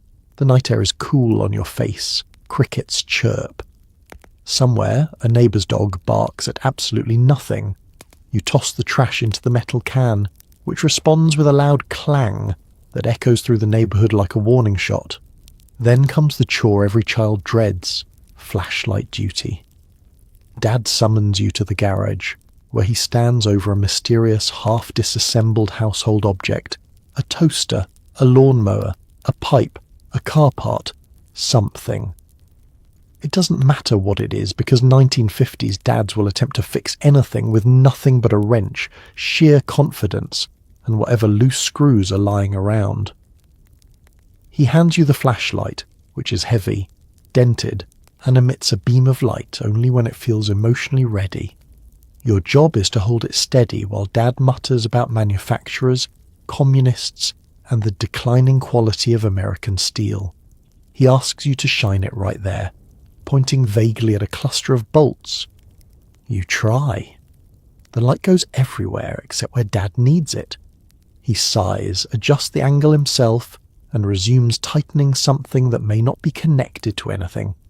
You stand there, arms slowly going numb, trying not to blink too loudly. Every few minutes, Dad gives an update on his progress, which is always contradictory. This blasted thing'll never work again. Followed by, almost got it. Followed by, they don't make 'em like they used to. Followed by, hand me that screwdriver. You hand him a wrench. He uses it anyway.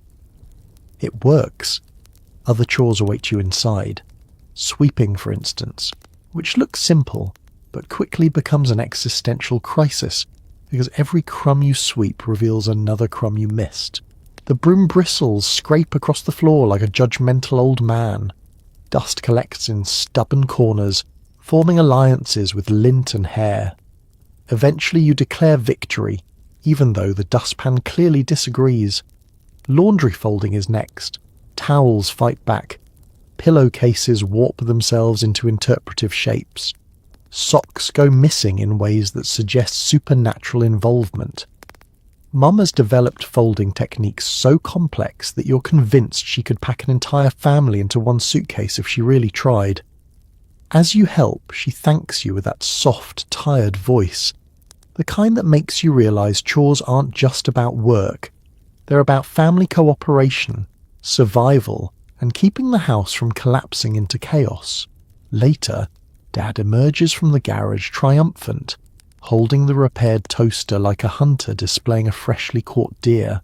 The whole family pretends to be impressed, and Dad beams with the pride of a man who has restored order to the universe with a wrench and a prayer.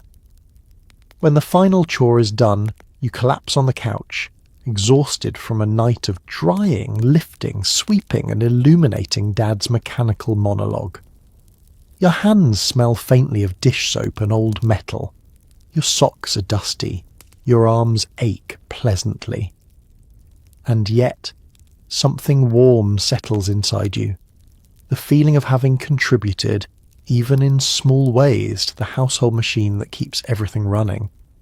Because in the 1950s, chores aren't punishments. They're rites of passage, bonding moments disguised as labour. Lessons about responsibility, teamwork, and the strange thrill of holding a flashlight perfectly still. And as you drift towards sleep, you realise the house runs on casseroles and coffee. But it survives on the small hands helping, the tired smiles shared, and the nightly ritual of doing hard things together. You witness adults gathering for polite conversation, meticulously arranged snacks, and the slow unravelling of their sanity. The living room has been transformed into a stage for suburban performance art. Mum has polished every surface until the house gleams like a museum exhibit about the American dream, 1954 edition. A doily sits under every object. Every pillow has been fluffed and arranged according to regulations set forth by the National Association of Women Who Care Too Much About Throw Pillows. The guests arrive in waves, each one holding a dish wrapped in foil, a nervous smile, and a desire to convince everyone they're doing just fine. They remove their coats, smooth their hair, adjust their pearls. Their husbands, if they've been dragged along, stand stiffly near the wall like decorative mannequins waiting for someone to activate them. A Tupperware representative stands by the dining table, which has become a shrine of plastic marvels. Burping lids, stacking bowls, containers that promise freshness, order, and the illusion of control. She's enthusiastic in a way that suggests she has either consumed too much instant coffee or is desperately trying to meet a sales quota that determines whether she wins a new blender. The demonstration begins. She lifts a Tupperware lid and presses it down with a flourish. Burp. The room gasps. Someone applauds. Someone else looks genuinely emotional. In this decade, a container that seals properly might as well be a religious miracle. Meanwhile, the food table groans under the weight of deviled eggs, Ritz crackers, Jell-O salads that wobble with malice, and casseroles whose ingredients cannot be identified by modern science. The dips are mysterious, the toothpicks plentiful, and the presentation immaculate. The women mingle first, floating from cluster to cluster like synchronized fish in pastel cardigans. The conversation is light, polite, expertly coded. "Oh, I love your dress," means I see you're trying. "That casserole was interesting," means don't make that again. "We must get together sometime," means we absolutely will not. You watch as Mum navigates these currents with the grace of a seasoned diplomat. She laughs, nods, offers cookies, receives compliments with humility only slightly cracked around the edges. She's performing, gently, elegantly, like everyone else, because the suburbs run not on gasoline or electricity, but on mutual illusion. The men, meanwhile, gather near the coffee table, talking about weather patterns, lawn strategies, and the latest antics of their co-workers. Each man adopts a posture of casual superiority, as though he alone understands the complexities of sprinkler systems and 2% mortgage rates. Their laughter is slightly too loud, slightly too strained, polished with the brittle shine of men pretending not to be exhausted. As the evening deepens, the mask of perfection begins to slip subtly. One woman mentions being so tired lately, and everyone nods with sympathy that is far too intense for the comment. Another confesses that her youngest child refuses to sleep through the night, and suddenly the circle erupts with stories of tantrums, stubbornness, and the quiet suffering of parents who haven't had a full REM cycle since Truman was in office. The Tupperware lady tries to steer things back toward product demonstration, but the group has moved into emotional triage. The women are now confessing fears, hopes, irritations, disguised, of course, as conversations about recipes, curtains, and laundry detergent. You can practically feel the room exhale as everyone acknowledges, in coded language, that suburbia is lovely and also sometimes a slow-moving emotional avalanche. By the time dessert is served, pie with a crust that could double as construction material, the adults are laughing more freely. Shoulders relax, jokes land. Someone admits they burnt dinner last week.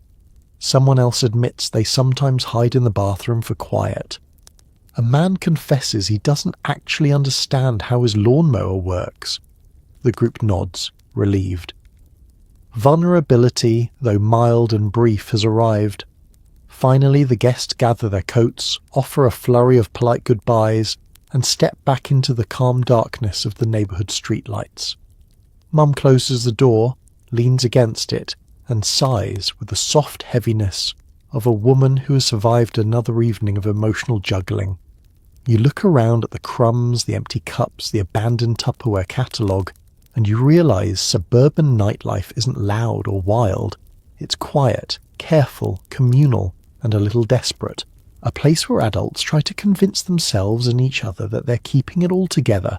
One casserole, one polite compliment, and one perfectly sealed plastic container at a time.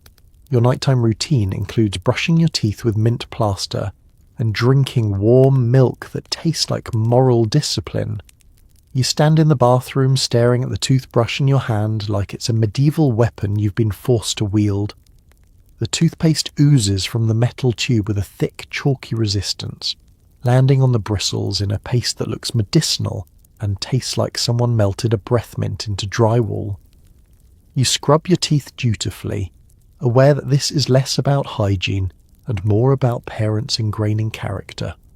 Strong enamel, strong values, strong tolerance for bad flavours. The mirror fogs slightly as you breathe, reflecting the dim yellow glow of the bathroom light.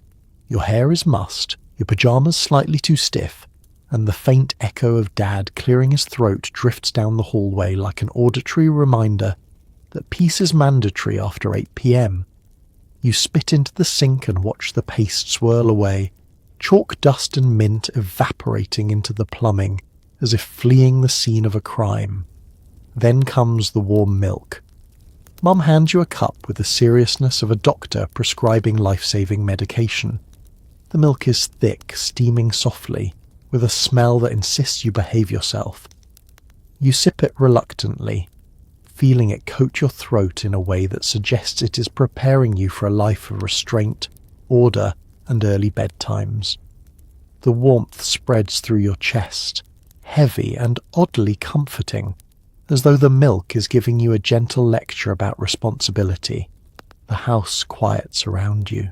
The television clicks off with a soft snap, the kind that officially signals the transition from evening to bedtime, a shift as absolute as the dropping of a stage curtain.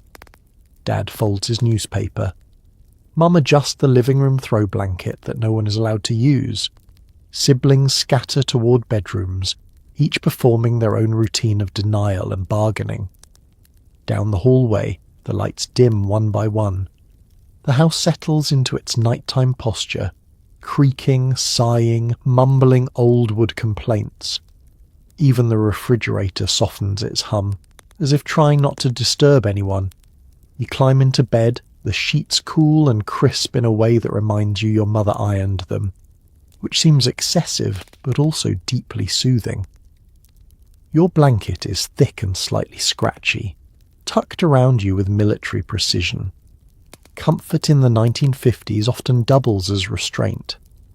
Mum enters with a glass of water you didn't ask for but are expected to appreciate. She fluffs your pillow, turns down the lamp, straightens a picture on the wall that wasn't crooked to begin with, and gives you a goodnight kiss that smells faintly of vanilla and exhaustion. Dad appears in the doorway behind her, offering a gruff but affectionate night now, which is father language for I love you, but emotions frighten me. The room dims to a soft glow. Shadows gather in corners but remain friendly, shaped by the patterns on your quilt and the slant of moonlight through the curtains.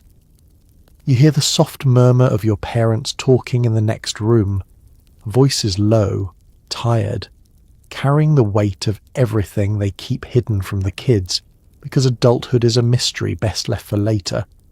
You wiggle deeper under the covers, feeling the milk continue its slow descent through your stomach like a warm, friendly brick. Sleep edges closer, but not without a gentle tussle. Your mind wanders to school tomorrow, to chores, to whether your bike chain is still loose, to the strange mystery of Mom's gelatin salads, to why adults drink so much coffee, to whether cowboys ever feel nervous before duels. Childhood anxiety doesn't announce itself, it just quietly climbs into bed beside you. But the weight of the blanket, the softness of the pillow, and the muted symphony of a house winding down all work together to hush the noise inside your head. You breathe in, you breathe out. You listen to the far-off hum of streetlights and the faint clicking of the cooling radiators, and gradually the milk does its work. Your eyelids flutter, your thoughts dissolve into slow, blurry shapes. The house, once buzzing with chores and conversations and casseroles, now cradles you in its pastel arms. Because bedtime in the 1950s isn't just about sleep, it's a ritual, a moment of enforced stillness, a nightly ceremony meant to teach children that tomorrow will come early and you'd better be ready. You drift toward dreams, tasting the faint ghost of toothpaste and warm milk, slipping gently into a world where even your worries grow quiet, at least until the alarm radio clicks on again at 6 a.m. Your bedroom is decorated with rockets, cowboys, or ponies, depending on your parents' vision for you, and it's either too hot or too cold at all times. The door creaks as you step inside, revealing the chaotic wonderland of mid-century childhood decor. The wallpaper is bold, too bold, covered in repeating patterns of whatever theme your parents chose before asking your opinion was fashionable. Rockets zoom across constellations in perfect formation. Cowboys ride endlessly towards suns that never set. Ponies rear on prairies that loop infinitely along the walls like a Technicolor stampede. It's immersive and a little overwhelming, like sleeping inside a cereal box. Your bed sits beneath this mural of enthusiasm, covered in a quilt so aggressively tucked that you need upper body strength to loosen it. The sheets are crisp, cold, and slightly stiff, as though they are enforcing discipline even while you sleep. The pillow is lumpy in one corner, flat in the other, giving you two choices: neck pain or face numbness. Temperature control is not part of the package. In winter, the room becomes a tundra. You can see your breath some nights, and the only heat comes from a small vent that seems to blow exclusively into the hallway. You add extra blankets until you can barely move, turning yourself into a decorative throw pillow for 8 hours. In summer, the room transforms into a desert ecosystem powered by pure sunlight and your home's complete lack of insulation. A single box fan sits in the window, humming loudly as if contemplating its life choices. It moves the hot air around, but never cools it. You lie there sweating quietly, feeling like you're being slow roasted for dinner. Against one wall stands your dresser, painted in a cheerful pastel colour that is trying too hard. The drawers stick when they feel like it, requiring a special combination of jiggling, pulling and bargaining. Inside are neatly folded clothes Mom arranged with military precision. The top drawer holds socks that never match the same shade of white, no matter how much bleach is involved. Beside the dresser sits a bookshelf full of childhood classics, school-required reading, and comic books hidden behind the more respectable titles. There are toys scattered across the floor, tin soldiers frozen mid-salute, marbles that roll under the bed to form a colony, and a yo-yo that has never once behaved as the instructions suggested. On your nightstand sits a lamp shaped like a rocket ship or a horse, or a vaguely smiling clown, whichever theme your parents selected without considering future nightmares. The light it emits is dim and yellow, casting long dramatic shadows that turn innocent objects into emotional threats after 9 p.m. The lamp gets hot quickly, too, and touching it feels like shaking hands with the sun. Posters hang crookedly on the walls, movie cowboys in dramatic standoffs, astronauts floating near cartoon planets, ponies galloping through meadows like they've got nowhere urgent to be. They lift at the corners whenever the wind from the fan hits just right, flapping like they're trying to escape. At the foot of the bed is your prized possession, a metal toy chest painted with bright colours and filled with everything you cherish, fear or don't want Mum to see. Baseball cards wrapped in rubber bands, a slingshot you swear you never use irresponsibly, a rock collection whose scientific importance is unclear, a drawing you made that everyone praised, but no one could identify. Once the lights dim, the room changes personality altogether. The shadows stretch, elongate, and settle into ambiguous shapes that mimic cowboys mid-duel or rockets mid-launch. The wallpaper patterns, once exciting, now feel slightly alive. Every sound magnifies at night. A floorboard sighs. A branch taps the window. The house breathes. You pull the blanket to your chin and remind yourself that everything is normal, even if it doesn't sound like it. Temperature still refuses to cooperate. You're either freezing from the draft sneaking under the window or overheated from the blanket fortress you meticulously constructed. There's no middle ground, only extremes. Yet for all its quirks, its wild themes, its strict bedding, its volatile climate, this room is yours. A small universe where imagination fills the spaces insulation forgot. A place where dreams launch like rockets, gallop like horses, or ride into the sunset on a cardboard cactus. And as you close your eyes, listening to the ticking clock and the far-off hum of the fan, you realise something. Your bedroom may not be perfect, it may not even be reasonable, but it is the one place in the 1950s where you can exist exactly as you are, sweaty, shivering, dreaming, growing, caught somewhere between childhood wonder and the quiet anxieties they don't have a name for yet. Every appliance in the house hums, rattles, or clanks as though performing a sad mechanical symphony. You lie in bed listening to it all, each creak, each sputter, each mysterious thump. Like the house is confessing its deepest insecurities one noise at a time. The refrigerator starts things off, humming with the exhaustion of a machine that has been chilling leftovers since the Roosevelt administration. It growls low, then high, then settles into a vibrating sigh, as though reconsidering all its life choices. Next comes the water heater, a creature of pure chaos. It pops, it cracks, it lets out sharp metallic pings that sound like someone dropping marbles down a metal pipe. You've asked adults about this noise before, and the answer is always the same. That's just what water heaters do. This is not comforting. This is the language of denial. The pipes join in next. They rattle with enthusiasm, shaking inside the walls like they're trying to escape and pursue a career in jazz. Sometimes they bang so loudly that you're convinced a ghost is practicing percussion in the crawl space. But everyone insists it's normal.